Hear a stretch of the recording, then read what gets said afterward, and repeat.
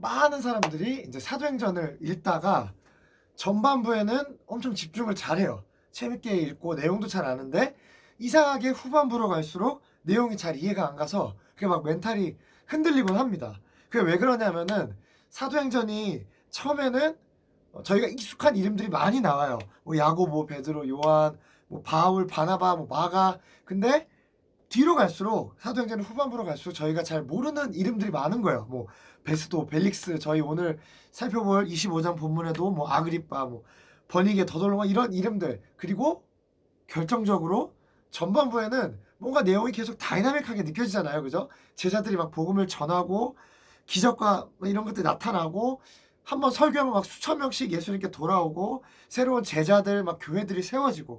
근데 후반부로 갈수록 뭔가 바울이 혼자서 이 수많은 적군들에게 계속 둘러싸여서 고발당하고 코너에 몰리고 높은 지위의 왕들 앞에서 뭔가 자신을 변호해야 되고 끌려다니는 것 같은 상황들.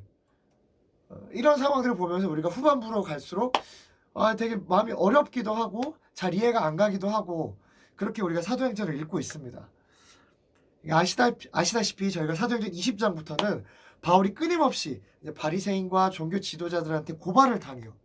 뿐만 아니라 백부장, 천부장 앞에 서고 뭐 벨릭스, 베스도 이런 총독들 여러 총독들 앞에 서고 또 나오는 아그리빠 왕, 헤롯 나아가서 그때 당시 로마 황제 앞에까지 서는 또 몇 년 동안 계속 재판을 받으면서 지칠 거예요. 또 뿐만 아니라 동족인 유대인들조차도 계속 바울을 죽이려고 막 억울한 상황들 속에 살해 위협을 받고 이 사도행전 앞부분처럼 막 이렇게 기적이 쫙쫙쫙 일어나는 것도 아닌 거예요. 총독들 앞에 섰을 때 막 갑자기 하늘에서 막 불이 내려온다던가 아니면은 바울을 죽이려고 하던 유대인들 이 막 서 있던 땅이 갑자기 막 갈라진다던가 아니면 오늘 본문 25장처럼 막 바울 앞에서 목에 힘을 빡 주고 이렇게 나타나는 아그리빠 왕 이런 사람들이 막 갑자기 강한 빛 때문에 막 눈이 안 보여서 막 쓰러진다던가 이러면 우리가 엄청 통쾌할 것 같은데 진짜 속 시원할 것 같은데 이런 가운데서도 바울은 담대히 복음을 전해요. 뭔가 묵묵히 당하는 것 같기도 하고 그런 이 바울을 마주하게 되면서 우리가 좀 당황스럽기도 하고 막 속상하기도 합니다. 물론 복음을 전하기 위한 바울의 하나님의 섭리였을 수도 있어요. 근데 뭐 매 장마다 막 기적이 일어나는 것도 아니고 뭔가 상황은 계속 구석에 몰리는 것만 같고 오늘 본문에 나온 것처럼 악행에 혐의도 없는데 죄목도 밝히지 않고 계속 바울이 고발을 당하는 거예요. 제가 이번 주 사도행전을 이렇게 읽으면서 문득 이런 생각이 들더라고요. 그러니까 뭔가 제 마음은 지금 막 사도행전 전반부를 막 달리고 싶은 거예요. 막 베드로와 요한처럼 우리 삶에서 막 이런 기적들이 계속 나타나고 막 한번 설교하면 막 수천 명씩 돌아오고 막 예수 믿기를 막 이렇게 대적하는 사람들한테 막 기적이 막 나타나면서 봐라 하나님 살아계시잖아. 예수님의 이름 모욕한 사람들 오히려 궁지에 몰리고. 근데 오늘날 우리가 이 땅에서 마주하는 현실은 사도행전 전반부보다 오히려 후반부에 바울이 처한 상황들에 더 가까운 것 같아요. 교회가 욕을 먹고 믿는 자들이 오히려 세상 왕들에게 고발당하고 수세에 몰리고 자꾸 뭔가 변호해야 되는 상황과 환경들이 생기고 맞아요. 물론 여기에는 우리가 정말 믿는 자들이 깊이 회개해야 할 부분들이 많습니다. 하지만 억울한 부분도 있고 뭔가 우리가 이유 없이 세상 권세 잡은 자들에게 막 욕만 먹고 눌리는 것만 같고 오히려 크리스찬들이 세상에서 손가락질을 당하는 것만 같고 사방으로 우겨쌈을 당하는 것 같은 이런 상황들 이것이 우리가 마주하는 이 땅에서 마주하는 현실인 것 같아요. 마치 이 바울의 모습처럼. 그런데 놀라운 사실은 바울이 이런 어마어마한 그때 당시 종교적이고 정치적이고 민족적이고 사회적인 핍박과 압박 속에서도 바울은 자기가 만난 예수님을 전하는 거예요. 그리고 복음을 나누는 것입니다. 담대하게요. 바울이 전한 것은 딱 하나였어요. 오늘 25장 19절 말씀처럼 예수라 하는 이가 죽은 것을 살아있다고 하는 것. 뭐예요?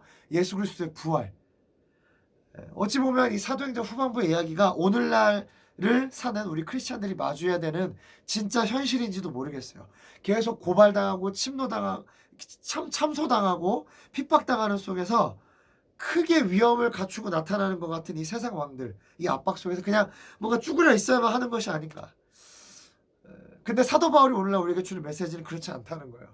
담대하게 복음을 전하라는 것입니다.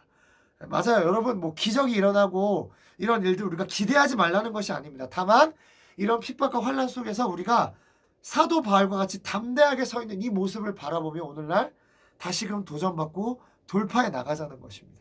고린도후서 4장에서 바울은 얘기해요. 사방으로 의겨쌈을 당하여도 우리가 다 쌓이지 아니하고 답답한 일을 당하여도 낙심하지 않고. 왜요? 우리가 예수의 죽음이 우리 몸에 짊어지고 예수의 생명이 나타나게 하기 위함이라는 것입니다. 아멘.